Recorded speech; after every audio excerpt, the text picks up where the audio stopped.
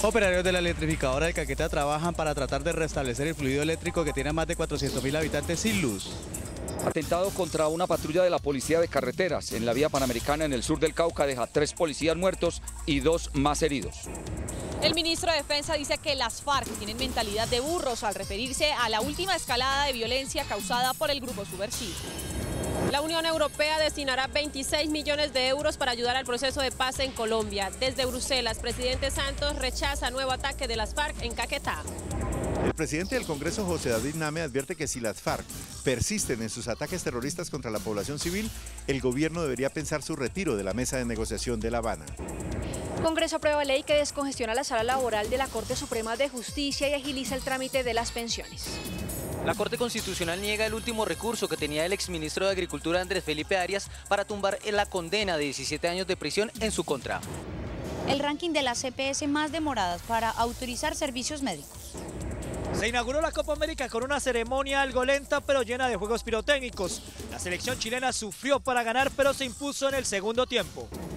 Catherine, imbatible en salto triple, hoy ganó en torneo mundial en Oslo. Ratificado Lunari en Millonarios por 6 meses más.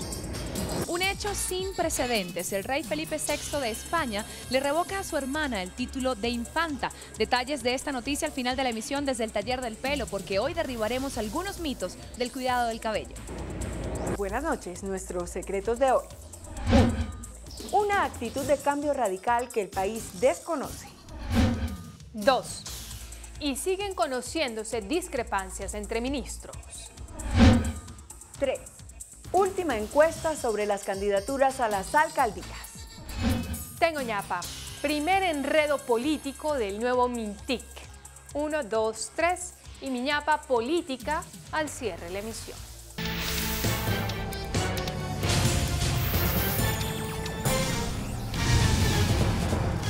Buenas noches. Las FARC desataron una ola terrorista en diferentes zonas del país. A esta hora un grupo de técnicos intenta reparar los daños ocasionados por la guerrilla a una torre de energía que tiene al departamento de Caquetá sin luz. Se calcula que más de 400.000 personas permanecen sin este servicio. El atentado terrorista contra la Torre 98 de la línea de interconexión eléctrica entre Huila y Caquetá, atribuido a las FARC, dejó sin energía a todo el departamento. El tercer frente de la FARC, de acuerdo con todas las informaciones que tenemos de inteligencia, fueron quienes atentaron contra este poste de la energía que permite la interconexión departamental entre el Huila, el departamento del Huila y el Caquetá, dejando lógicamente como resultado todo el departamento del Caquetá sin luz. Por parte de nosotros estamos en coger y revisar los materiales que creemos se vayan a necesitar para poder restablecer, poder levantar esta torre o este poste dañado y asimismo poder restablecer el servicio. El ministro de Minas, Tomás González, criticó duramente la actitud del grupo guerrillero. Es absurdo estos ataques de la guerrilla, no tienen ningún sentido, nada revolucionario y solo atentan contra los pobres y contra el medio ambiente. Las autoridades adelantan operativos en la zona para restablecer el servicio que afectó más de 400.000 personas. La guerrilla también instaló varias cargas explosivas en la vía Panamericana y atacó una patrulla de la policía, provocando la muerte a 3 uniformados. La policía ofrece 100 millones de pesos de recompensa por información sobre los autores del hecho.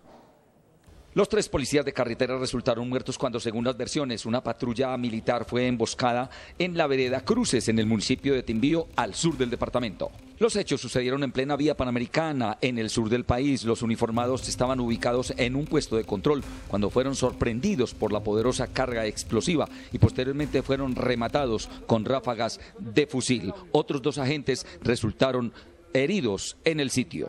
Estoy ofreciendo una recompensa hasta de 100 millones de pesos para que con su información nos permita llegar a los cobardes del Frente Octavo de las FARC que nos asesinaron a estos policías. Mientras tanto, las FARC también dinamitaron un tramo de la vía Panamericana cerca al corregimiento del Estrecho, en este mismo corredor vial.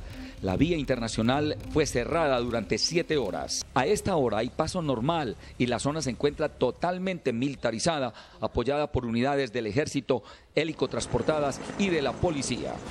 El ministro de Ambiente, Gabriel Vallejo, visitó el municipio de Tumaco, en el departamento de Nariño, donde la contaminación de fuentes hídricas por el derrame de crudo provocado por las FARC es dramática. El funcionario dijo que el derrame producido en el departamento de Nariño por las FARC es una tragedia. Lamentó que las FARC, con estos atentados, estén dejando sin su sustento un importante número de familias que devengan su actividad productiva de la pesca. Es crítica desde el punto de vista ambiental. Aquí hay unos daños ambientales irreparables. Aquí nos vamos a demorar entre 13 y 15 años y nos va muy bien para volver a recuperar el daño que se ha causado. Con esto nadie gana, con esto todos perdemos. Según el ministro, la contaminación alcanza 18 kilómetros del río Caunapí y afecta a 500 familias. Otras 7.000 están en riesgo. Yo como ciudadano, como colombiano, no entiendo, me parece una actitud no solo demencial en todo punto de vista, sino que produce profundo dolor de patria, de país. Cuando estamos en el territorio y vemos estas familias, la gente más vulnerable, la gente que más necesidades tiene. Los trabajos en la zona continúan con el fin de evitar que la mancha de crudo llegue a la bahía de Tumaco y así evitar que el daño sea mayor. Por su parte, el ministro de Defensa, Juan Carlos Pinzón, aseguró que las FARC tienen mentalidad de burros, haciendo referencia a la escalada violenta adelantada por esta agrupación en los últimos días. El ministro Pinzón aseguró que las fuerzas militares tienen como deber atacar con decisión a las FARC y dijo que estos últimos eventos violentos solo minan la confianza de los colombianos. A uno aquí le queda la impresión que los señores de las FARC tienen mentalidad de burro y no lo puedo definir de otra manera, porque no es posible que un país donde todo el mundo está hablando de paz, donde todo el pueblo colombiano lo que está diciendo es llegó la hora de terminar la violencia, de terminar la criminalidad, de terminar el terrorismo, estos señores lo que se les ocurre es afectar a esa población colombiana. Aseguró que la escalada violenta no les genera ventaja política, sino desprestigio y hasta el odio del pueblo colombiano. Este tipo de ataques terroristas lo único que prueba es cobardía, debilidad, desesperación y francamente falta de razón. El ministro Pinzón explicó que a los departamentos de Nariño, Putumayo y Caquetá se han estado desplazando durante el día tropas de las fuerzas especiales que reforzarán la seguridad.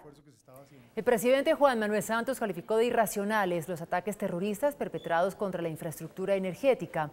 Además, reveló las condiciones por las cuales no se han iniciado un diálogo con el ELN. Francis Sepúlveda está en Milán, Italia, donde el jefe de Estado continúa su gira por Europa.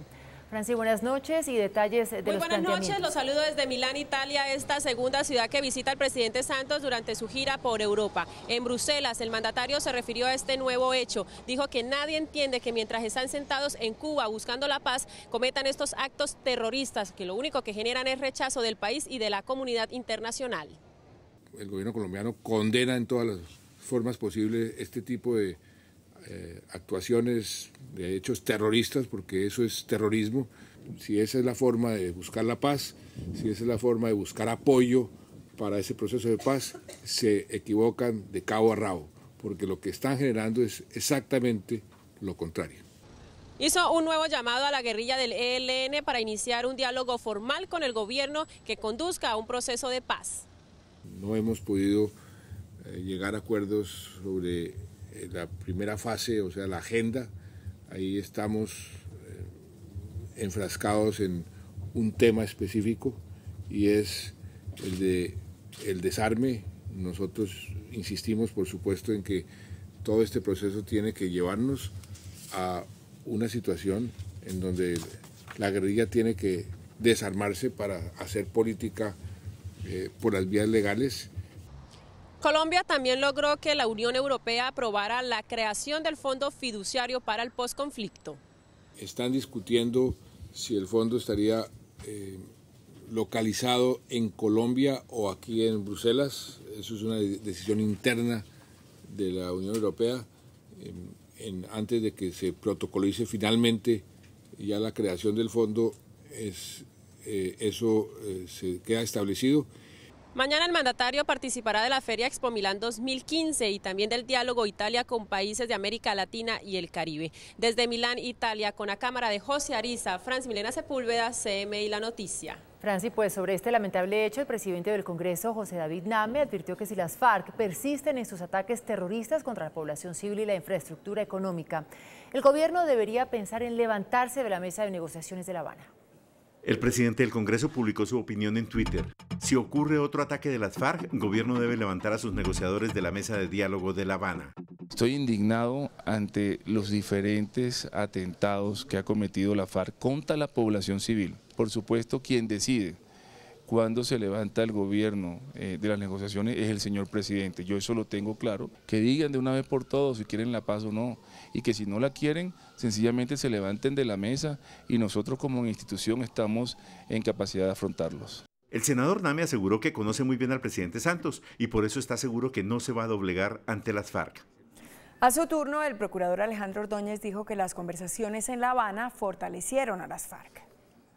Vial y petrolera, además de la muerte de soldados y policías, demuestran que las FARC se han fortalecido en los últimos 2 años, según el Procurador General de la Nación. Después de 2 años y medio, con un proceso, y vuelvo a repetir, sin condición alguna, encontramos una guerrilla que está siendo legitimada políticamente por la actitud concesiva del Estado y fortalecida militarmente. Las declaraciones de Ordóñez fueron realizadas en Cali, en un foro de derechos humanos y seguridad ciudadana convocado por la Personería Municipal. Por su parte, el senador Álvaro Uribe indicó que los hechos de las últimas horas son holocaustos ambientales y que el gobierno debe entender que la paz se logra fortaleciendo la seguridad. El expresidente Álvaro Uribe Vélez lamentó desde Cartagena la muerte de 3 miembros de la Policía Nacional en el ataque perpetrado por las FARC en el municipio de Timbío, Cauca. Asimismo, calificó de holocaustos los atentados contra la infraestructura eléctrica en Florencia y el derrame de crudo en Putumayo. Y en el río Putumayo, en el río Guamués, finalmente la cuenca amazónica, entonces hay ese vertimiento terrorista de miles de galones de petróleo. Estos son holocaustos ambientales, holocaustos de infraestructura. Reiteró que es necesario la suspensión de los diálogos hasta que las FARC frenen definitivamente sus actividades terroristas. Uribe participa en Cartagena en una reunión privada con empresarios hoteleros. La Corte Constitucional rechazó la última posibilidad que tenía el exministro Andrés Felipe Arias para tumbar la condena a 17 años de prisión que profirió en su contra la Corte Suprema de Justicia. El alto tribunal negó una tutela que el procurador Alejandro Ordóñez pidió que fuera seleccionada y revisada. La sala de selección, integrada por los magistrados María Victoria Calle y Jorge Iván Palacios, descartó la revisión de la tutela que interpuso el exministro de Estado Andrés Felipe Arias a través de su suegro y en la cual argumentaba que la Corte Suprema de Justicia violó su derecho al debido proceso. Los magistrados consideraron que la conducta del exministro de huir de la justicia no le da legitimidad para exigir el cumplimiento de sus derechos fundamentales. La Procuraduría también había insistido ante la Corte Constitucional para que dicha tutela fuera revisada. Sin embargo, con esta decisión se cierran los caminos jurídicos para que Andrés Felipe Arias pueda evitar la condena de 17 años que le impuso la Corte Suprema de Justicia en su contra por el escándalo de agroingreso seguro. Gloria Pachón, esposa del desaparecido líder liberal Luis Carlos Galán, aseguró en el juicio que se adelanta contra el exdirector del DAS, Miguel Maza Márquez, que nunca se pidió cambio de escoltas para el ex candidato presidencial días antes que fuera asesinado. La esposa de Luis Carlos Galán le dijo a la Corte Suprema de Justicia que no es cierto que se haya solicitado el cambio de escoltas días antes del magnicidio, como lo aseguró el general en retiro Miguel Maza Márquez. Es importante destacar que Luis Carlos nunca pidió el relevo de Víctor Julio Cruz ni el relevo de ninguno de los escoltas. También dijo que no confiaban en el jefe de escoltas, Jacobo Torregrosa. Al principio hubo desconfianza y indudablemente ese fue un problema definitivo en los últimos días de Luis Carlos y probablemente en la realización del asesinato. El próximo martes continuará el juicio en contra del general en retiro Miguel Maza Márquez por el magnicidio de Luis Carlos Galán. La Corte Constitucional negó una tutela presentada por el alcalde Gustavo Petro con la que pretendía tumbar el suspendido fallo de la Procuraduría General que lo sancionó con destitución. Para la Sala Plena de la Corte Constitucional, el mecanismo idóneo para tal fin es la acción de nulidad y restablecimiento del derecho, la cual está cursando ante el Consejo de Estado con ponencia del magistrado Gerardo Arenas. El mandatario de la capital alegó en la tutela que supuestamente no se tuvieron en cuenta los elementos de prueba que él presentó ante el Ministerio Público y que además la sanción impuesta fue desproporcionada. Una menor de 15 años se convirtió en la nueva víctima de ataque con ácido en Bogotá. La agresora fue capturada por la policía. Laura Daniela Lagos se dirigía al colegio a las 5:30 de la mañana en la localidad de Suba. La atacante, una joven de apenas 18 años, la esperaba en la calle. Echó ácido en la cara a una niña de 15 años. El tío de la víctima relató cómo sucedió. Le estaba esperando la agresora vestida de indigente, procede a tirarle el ácido en la cara. La comunidad trató de linchar a la presunta agresora, quien era compañera de colegio de Laura, pero la policía la capturó y encontró lo que serían las pruebas de la agresión. Elementos tales como el uniforme que lo llevaba en su morral y un frasco donde portaba, al parecer, el químico utilizado. La menor afectada sufrió quemaduras de 2º grado en su rostro y permanece en el hospital Simón Bolívar. Nuevo escándalo en el Consejo de Bogotá. Un exfuncionario denunció al concejal Diego García por exigirle dinero para financiar la campaña política. Según Yul Germán Gómez, ex asesor del concejal Diego García, el cabildante le exigió a él y sus 12 compañeros entregar parte del salario que reciben mensualmente para financiar su campaña de reelección al consejo. De esto él nos exigía el 60%, vacuna y extorsión, o sea, eso es más que eso es un acto de corrupción. Primero tuvo que pagar 350.000 pesos y luego 1,5 millones más. El concejal García, salpicado por el escándalo, negó la acusación y dijo que Gómez fue retirado de su cargo por plagio e incumplimiento.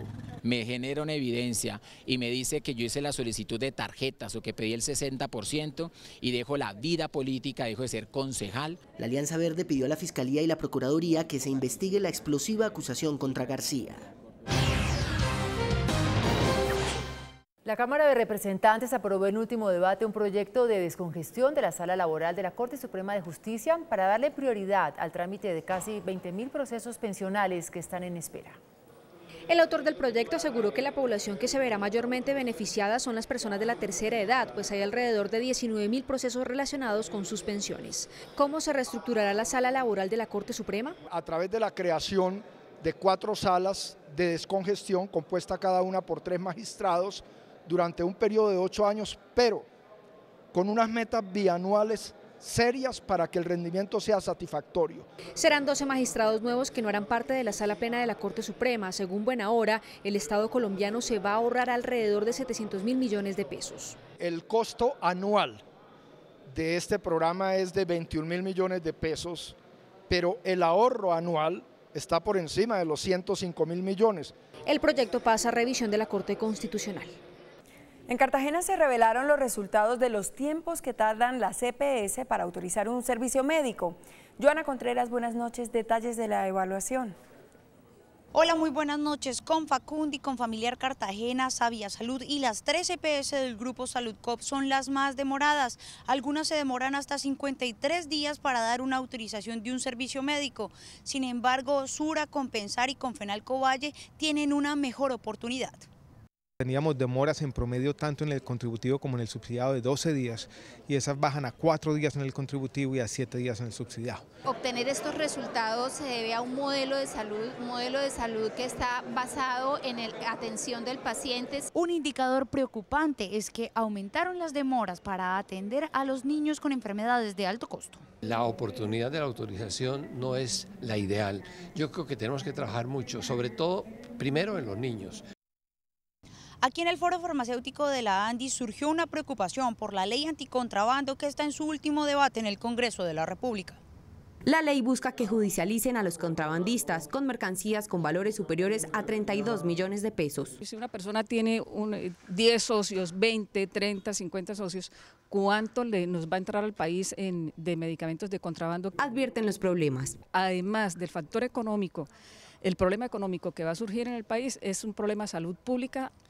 En el caso Saludcop, el gobierno aclaró que los activos de la EPS alcanzarán para pagar el 70% de las deudas, pero que tienen garantizado el pago del otro 30% con la nueva entidad que se creará. Desde Cartagena de Indias, Joana Contreras, CMI, La Noticia. Joana, gracias. El ministro de Hacienda, Mauricio Cárdenas, afirmó que para este año aumentará el déficit fiscal como consecuencia de los bajos precios en el mercado petrolero. Como consecuencia de los menores ingresos para la nación tras el desplome de los precios del petróleo hasta en un 50%, se tendrá un aumento en el déficit fiscal para el 2015, el cual pasará de 2,4% del año pasado al 3%. El gobierno nacional considera que la cifra está en el rango que permite la regla fiscal. Es el espacio que da la regla fiscal, va a ser 3% del Producto Interno Bruto, cumpliendo cabalmente con la regla fiscal. El funcionario reconoce la necesidad de mayores ingresos y reconoce la labor de la Comisión Tributarista, pero afirmó que es mejor esperar el informe final. El gobierno pues solo se va a pronunciar sobre ese trabajo tan pronto concluya. La comisión no no tiene listas sus recomendaciones, todo lo que se diga es puramente especulativo. El ministro destacó el crecimiento de la economía colombiana y confía en que se mantenga como la segunda en América Latina. El índice de capitalización de la bolsa, que mide el comportamiento de las 20 principales acciones, cerró al alza. El índice de capitalización de la Bolsa de Valores de Colombia subió 0,77% a 1.333 puntos. La acción que más subió fue la de Construcciones El Cóndor, con una valorización de 3,17% a 1.300 pesos. La acción que más cayó fue la de Preferencial Carvajal, con una pérdida de 3,85% a 1.250 pesos. El precio del dólar también cerró al alza. Indicadores económicos del día en CMI. La tasa representativa del mercado que regirá para mañana viernes será de 2.538 pesos con 55 centavos. Los profesionales de cambio compran la divisa en 2.430 y la venden en 2.480 pesos. Un euro cuesta 2.845 pesos con 99 centavos. La libra de café en Nueva York se cotizó $1 con 32 centavos. El azúcar se transó en 11,64 centavos de dólar la libra. El barril de petróleo WTI se cotizó en $60 con 58 centavos. Una acción de Ecopetrol cuesta 1.810 pesos. En deportes destacamos como avance que ganó en la Liga Diamante Caterina Ibargüen y que es candidata a oro en los Juegos Olímpicos del próximo año en los Panamericanos de agosto de la presente temporada. Mario Vargas Llosa dio sus primeras declaraciones sobre su presunta crisis matrimonial. ¿Qué dijo el escritor peruano? Después de comerciales lo sabrán desde el Taller del Pelo, porque hoy derribaremos algunos mitos del cuidado capilar. Hola, muy buenas noches. Hoy los saludo desde el Taller del Pelo de Carlos Álvarez, porque hablaremos de cuidados para el cabello. Pero primero quiero comenzar con la revocación de la infanta Cristina. Su hermano, el rey Felipe VI de España, le quitó el título nobiliario por los escándalos en los que está inmersa y que han afectado la imagen de la Casa Real Española. El rey Felipe VI de España ha sorprendido a todos con un importante anuncio. El monarca, en su primer año de reinado, ha revocado a su hermana, la infanta Cristina, del uso del título de duquesa de Palma de Mallorca, un hecho que revalida el mal momento que pasa la Casa Real Española por culpa del escándalo del caso Nous, que rodea a Iñaki Urdangarín, exduque consorte de Palma de Mallorca, esposo de la ahora exduquesa. Esta revocación mobiliaria es algo sin precedentes en la dinastía de la familia Borbón. La decisión se concreta en un real decreto firmado por el presidente del gobierno español, Mariano Rajoy, y por el propio hermano de Cristina, el rey Felipe. En 1997, a la hermana menor del rey se le otorgó el título de duquesa, un nombramiento hecho por su propio padre, el rey Juan Carlos I. Recordemos que la infanta Cristina tendrá que afrontar próximamente el juicio por el caso Nous, la trama de corrupción en la que está imputada por cometer presuntamente 2 delitos fiscales.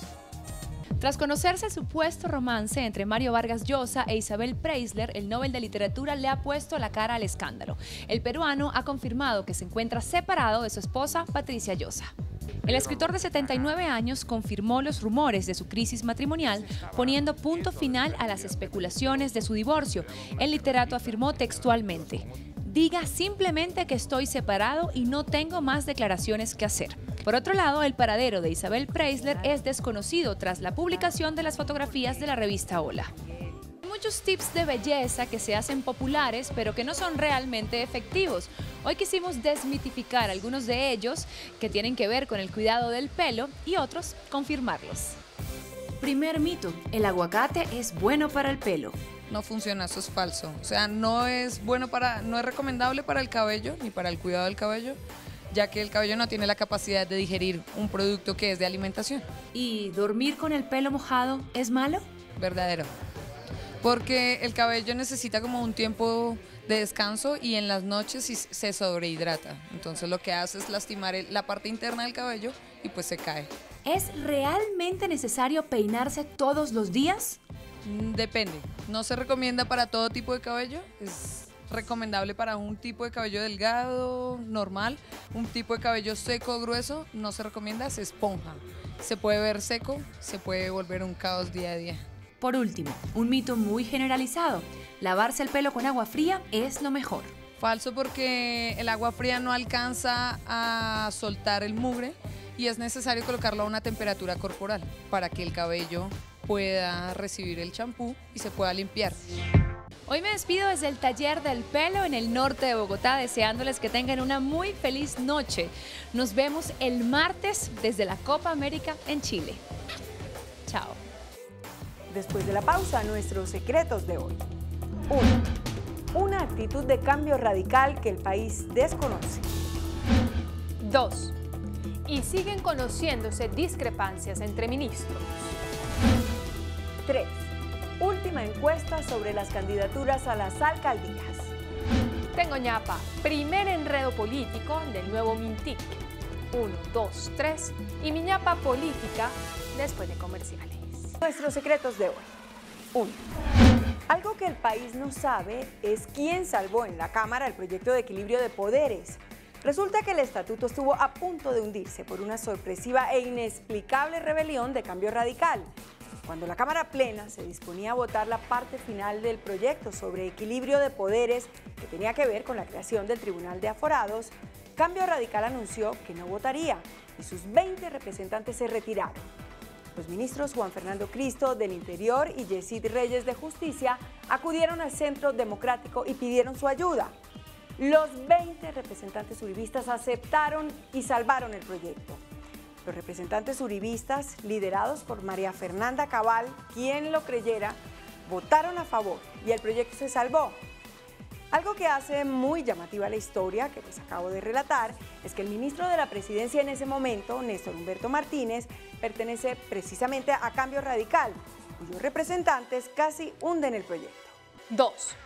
Las discrepancias entre los ministros son obvias y hasta naturales. Cada uno defiende su sector. Todos los ministros, por ejemplo, piden recursos, pero el ministro de Hacienda termina como hombre odiado porque no puede atender las aspiraciones de todos. Razones como la falta de recursos, el déficit presupuestal, la reducción del gasto y el cuidado de la inflación le imponen normas de austeridad. Pero hay enfrentamientos que no se entienden. Por ejemplo, el que distanció al entonces ministro de la Presidencia, Néstor Humberto Martínez, con el actual ministro de Justicia, Yesid Reyes. Dicen que la famosa desautorización de Martínez a Cristo y a Reyes desbordó la copa. Cuentan que al final ni se habla. Algunas razones de las discrepancias se conocen, las que tuvieron que ver con el proyecto de equilibrio de poderes, por ejemplo. Otras no. Lo único cierto es que las diferencias existieron, y graves. A propósito de Néstor Humberto Martínez, aseguran que podría ser elegido director general de Cambio Radical en reemplazo de Carlos Fernando Galán. Esperaremos a que Néstor Humberto regrese de España, a donde viajó en plan de merecido descanso. A ver qué pasa. 3. La investigadora de opinión Cifras y Conceptos, que dirige el exdirector del DANE, César Caballero, divulgó hoy una encuesta sobre candidaturas para las principales alcaldías del país. Bogotá, primero Clara López, 25%, segundo Rafael Pardo, 14%, tercero Enrique Peñalosa, 13%, cuarto Francisco Santos, 11%, voto en blanco, 25%, no sabe, no responde, 7%. Cali, primero Angelino Garzón, 28%, segundo Roberto Ortiz, liberal, 17%, tercero Maurice Armitage, independiente, 8%, voto en blanco, 20%, no sabe, no responde, 11%. Medellín, primero Alonso Salazar, Compromiso Ciudadano de origen liberal, 19%, segunda Eugenio Prieto, liberal, 16%, tercero, Gabriel Jaime Rico, Juntos por Medellín, de origen conservador, 12%. Cuarto, Juan Carlos Vélez, uribista, 9%. Quinto, Federico Gutiérrez, Movimiento Creemos, de origen Partido de la U, 9%. Voto en blanco, 22%. No sabe, no responde, 13%. Bucaramanga, primero, Carlos Ibáñez, liberal, 10%. Segundo, Rodolfo Hernández, uribista, 9%. Tercero, Sergio Muñoz, independiente, 7%. Cuarto, Celestino Mojica, de Opción Ciudadana, 4%. No sabe, no responde, 34%. En blanco, 28%. Esta es la ficha técnica de la encuesta. Conclusión, las cifras de indecisos siguen siendo las más altas. Y tengo ñapa, David Luna perdió el apoyo de la dirección liberal como su representante en el gabinete. En su reunión de hoy, la dirección liberal estudió la distancia que el ministro Luna tomó al no invitar a su posesión a ningún representante de la directiva liberal, con la cual además no ha abierto ningún canal de comunicación. Conclusión de hoy de la dirección: David Luna es un gran señor, pero no representa al Partido Liberal, a pesar de que como tal lo calificó el presidente Santos. Hasta mañana, que descansen.